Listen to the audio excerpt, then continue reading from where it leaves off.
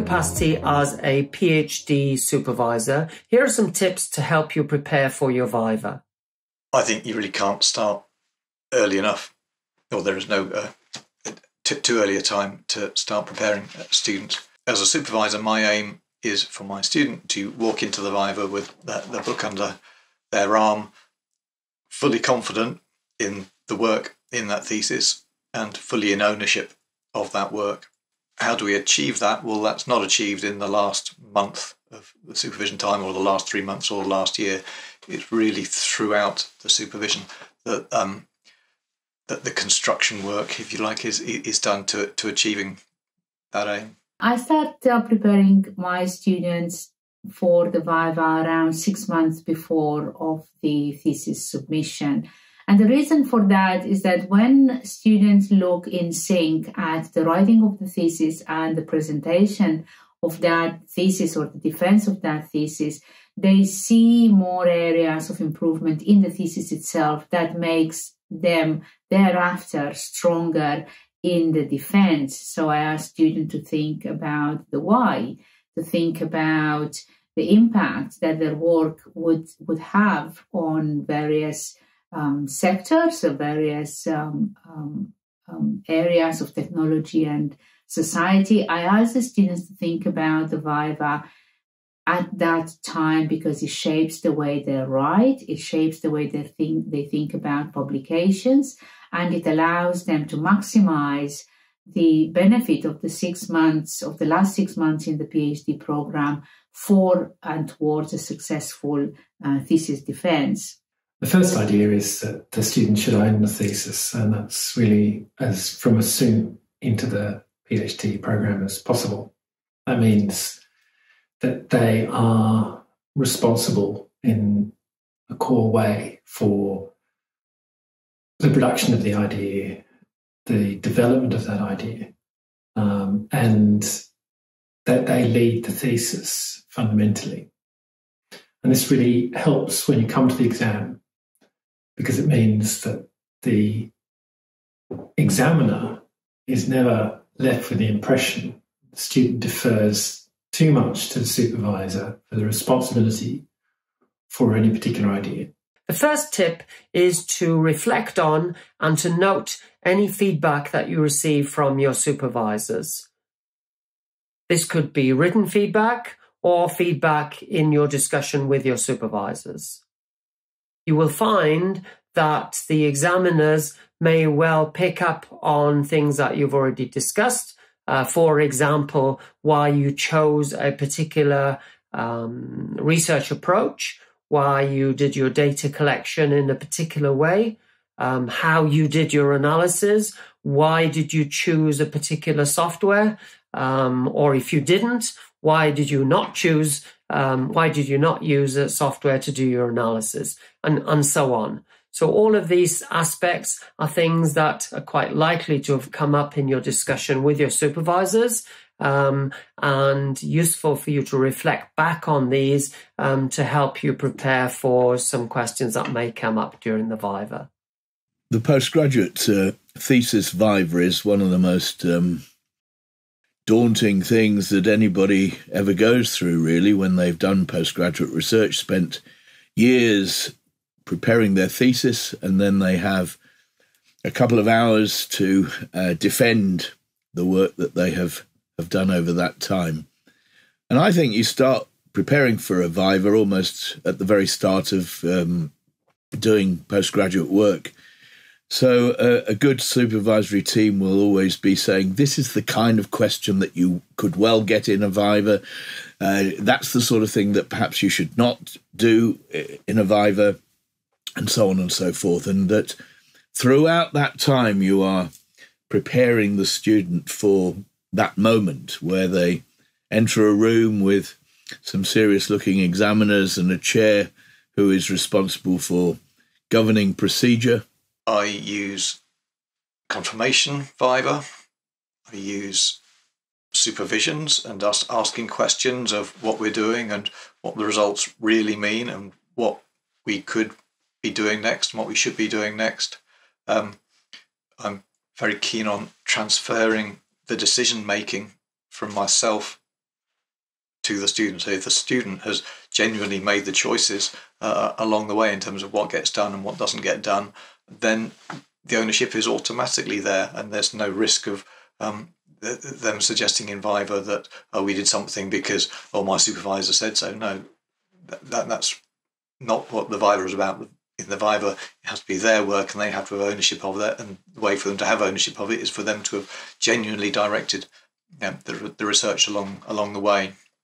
I mentioned the 60 or 70 questions bank and the mock Vivas, and indeed we run with the students 3 or 4 mock Vivas for every student that I take a part in educating at PhD level. And some of those Vivas are going to be with the whole team and everybody asking questions and going through the run of the Viva as you would be in the real event, starting with the presentation that the student gives and following on with the leadership from the external examiner, the key questions, overall holistic questions about the thesis, and so on and so forth, all the way to the very detailed questions that both examiners, the internal and the external, tend to ask chapter by chapter. But some of those mock Vivas are different. They are organized to be led by somebody that has spent very little time on the thesis, and it's asking common sense questions, much broader questions that the students generally have more trouble answering than they have answering the very, very technical, very detailed questions. So a few mock Viva models with a few types of mock examiners will prepare the students relatively well, in my opinion. The mock Viva is a very important part of preparing you for the Viva. Every university and every supervisor has a different way of doing this.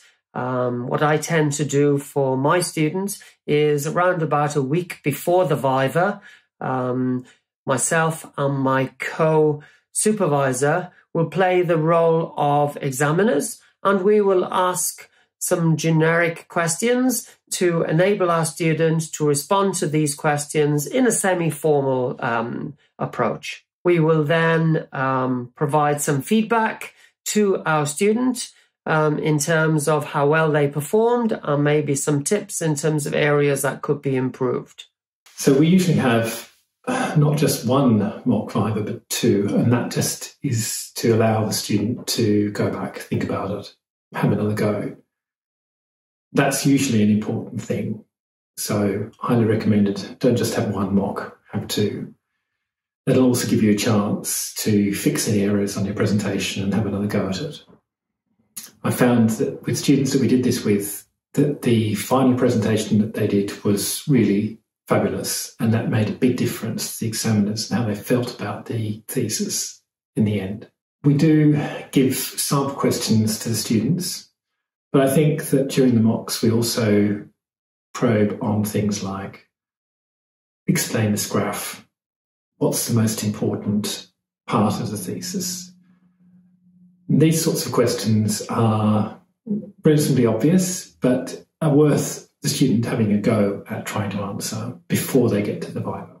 In terms of advice that I would give students, I would say definitely look into where your examiners come from, meaning come from a technical viewpoint, from a values viewpoint, from publications viewpoint, what projects they lead, where their strength is, what their specialism is, and what they think is right in terms of methods and methodologies for researching the type of research questions that they approach, because those examiners have been selected because they would entertain very similar research questions with you as a student, and thus they would adopt potentially very similar methods to the ones that you have used in your thesis.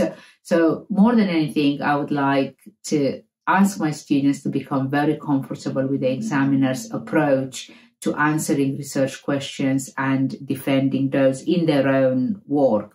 Another thing I really focus on is after a presentation that the student's given, be it a poster or a talk. In a talk, I will say say to them in advance, I'm going to say nothing. I'm just going to be an observer, and then we will reflect on how the experience went after the event. But we will always do that follow up. How did the presentation go? How did the questioning go? Were there any questions that stumped you? Were they reasonable questions or were they unreasonable? Let's unpick them a little bit and think about how alternatively they could have been responded to. Because responses to questions is what the Viva is about, and therefore taking advantage or taking best advantage of those high pressure situations and responses to questions in those settings can be very useful in terms of preparing for a Viva. Plus also we might get a different perspective on the work because of the insight that has come to us from whoever it is that's asked that question. So yeah, use talks and posters, pre-Vivas for confirmation, and as much as possible using supervisions to instill this confidence in the work and make sure that the work that goes into the Viva is as high above the bar as we can make it.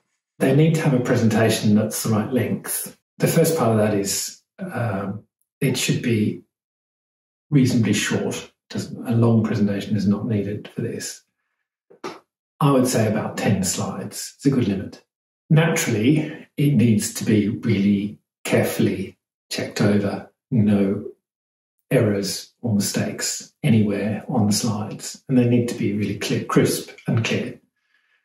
And the presentation itself should just get across the ideas in broad form, rely on the examiner to have read the thesis and understand the content. For the actual event, a few tips. Remember, it is a defense. Remember that you have to show the worth of your thesis.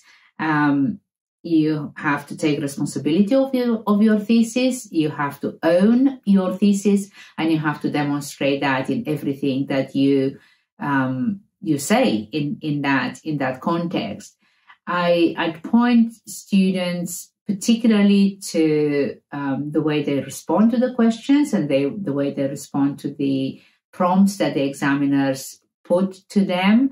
I think behavior is a very important part of a good Viva, and I think being less rushed, more tempered, and understanding that the examiners come to you from a very good place indeed, a place of wanting to understand, wanting to be curious, wanting to appreciate your work, that is essential. So take every question as a positive question, regardless of how it's formulated, and respond to it in the spirit of that positiveness. Respond to it to inform the examiner, not to argue with the examiner. But remember all of the time that this is your thesis. You are the expert in the room. And at the end of the day, if you are convincing your examiners with elegant responses to their questions that your processes, your method, your way of working in the particular detail was right, then that's a success for you. And it's a success for them as examiners that they enabled you to shine. Take every opportunity to attend conferences and to present at seminars, internal seminars or cross-university seminars, or even online seminars that you have the opportunity to present. This will give you the confidence to present your research to external audiences and also give you the opportunity to respond to questions that come from the audience. Don't over-prepare, but you still need to be familiar with the work in your thesis. But do remember that you've been working on your research for 3 years or longer. So hopefully you should know your work inside out. So you don't need to memorize specific things, but you just need to be familiar with what you did and how you went about your research. Remember that you will have a copy of your thesis during the Viva.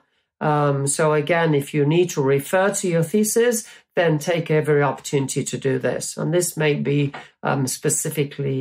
particularly relevant when it comes to looking at diagrams or figures or so on.